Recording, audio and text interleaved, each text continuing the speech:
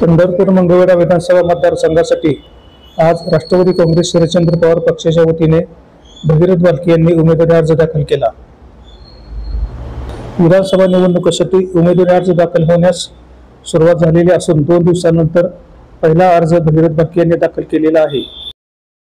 महाविकास आघाडीचे जागा वाटप अद्याप अंतिम झालेले नसले तरीही पंढरपूर मंगळवेढा ही जागा राष्ट्रवादी काँग्रेस शरदचंद्र पवार पक्षाला सुटणार असल्याचे निश्चित झालेले आहे। पक्षाच्या वरिष्ठांच्या आदेशानुसार आपण उमेदवारी अर्ज दाखल केला असल्याचे भगीरथ बालके यांनी प्रसिद्धी माध्यमांशी बोलताना सांगितले।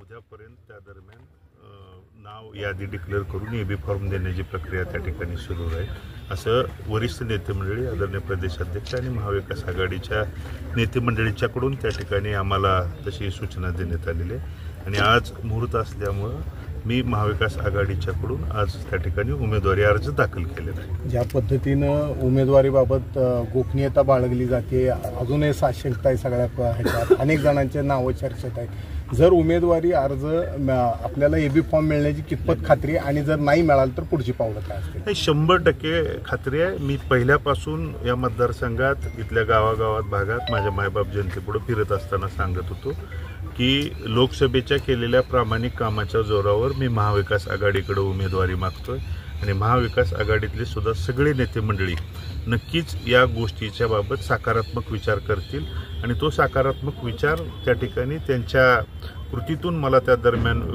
वेळोवेळी दिसून आलेला आहे आणि तो नक्की माझा त्या दरम्यान विचार झालेला आहे आणि तसे आदेशानुसारच मी आज अर्ज भरलेला आहे। विजयाची कितपत खात्री? विजयाची 100% त्या ठिकाणी खात्री आहे, कारण सर्वसामान्य मायबाप जनता नानांच्या पासून त्या ठिकाणी पाठीशी आशीर्वाद देण्यासाठी 2009, 14, 19ला होता।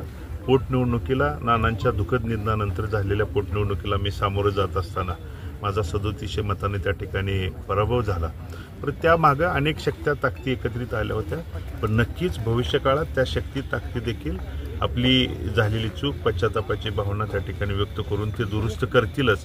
आणि मी देखील उमेदवार या नात्यानं पोटनिवडणुकीला काही चुका झाल्या असतील तर ते दूर करा, पोटात घ्या ही मायबाप जनतेला त्या ठिकाणी सांगून या 2024च्या उद्याच्या येणाऱ्या 20 तारखेच्या निवडणुकीसाठी मी आर्यापार म्हणूनच त्या ठिकाणी निवडणूक लढवणार आहे आणि तशाच पद्धतीचा प्रतिसाद आशीर्वाद इथली मायबाप जनता देऊन त्या ठिकाणी त्यांच्या विचाराचा हक्काचा त्यांच्यासाठीचा लढणारा कवच कुंडल असणारा लोकप्रतिनिधी म्हणून नक्की मला उद्याच्या विधानसभेत पाठवेल हा ठाम विश्वास आहे।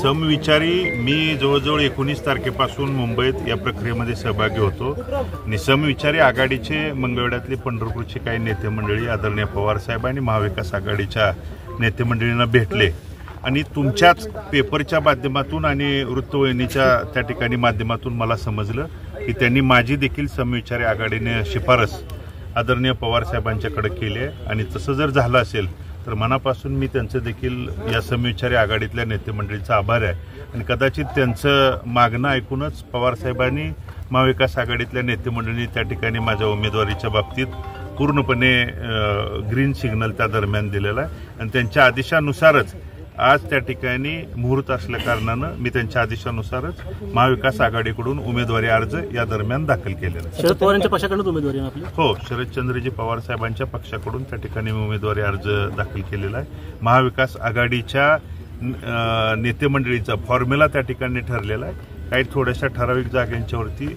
वरिष्ठ नेते मंडळीची चर्चा दरम्यान सुरू आहे। आज उद्यामध्ये त्या दरम्यान जागा आणि प्रमुख त्या ठिकाणी लिस्ट जाहीर झाल्यानंतर एबी फॉर्म सुद्धा त्या दिवशी त्या ठिकाणी प्राप्त होईल। काँग्रेस पण या जागेवर दावा करते असं समजतं? दावा करताना त्या दरम्यान दिसतंय, त्यांच्या सुद्धा त्या दरम्यान चर्चा आहेत। काँग्रेस असेल किंवा महाविकास आघाडीकडे मी महाविकास आघाडीच्याकडे त्या ठिकाणी मागणी केलेली आहे। वरिष्ठ नेते मंडळी जो त्या ठिकाणी आदेश मला देतील, जो निर्णय देतील तो मान्य करून मी लढणार आहे त्या ठिकाणी कार्यकर्ता। तिकीट न मिळाल्यास अपक्ष उभारणार नाही, न मिळाल्यास हा विषय त्या ठिकाणी येणार नाही, त्यामुळं त्या पुढच्या गोष्टीकडे मला तुर्तास तरी त्या ठिकाणी बोलण्याची काय आवश्यकता? महाविकास आघाडी या जागेकडे सातत्यानं सस्पेन्स ठेवलंय, एवढं सस्पेन्शन नेमकं काय? सस्पेन्स एका जागेपुरता नाही तर महाराष्ट्रातल्या बऱ्याचशा जागांच्या बाबतीतला त्या ठिकाणचा सस्पेन्स आहे आणि नक्की तो आज उद्यामध्ये क्लिअर होताना देखील संपूर्ण महाराष्ट्राला त्या ठिकाणी दिसेल। आपल्या जिल्ह्यातल्या बऱ्याच जागांच्या बाबतीत अजून त्या ठिकाणी निर्णय असतील, चर्चा असतील, इच्छुकांची आजूबाजूच्या मतदारसंघाची संख्या बघता